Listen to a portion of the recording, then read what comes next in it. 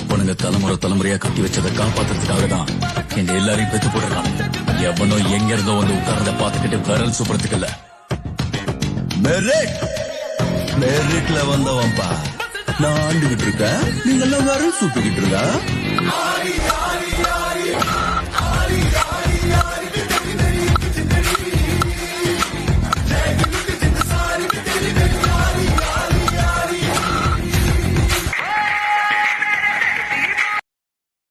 Download ShareChat.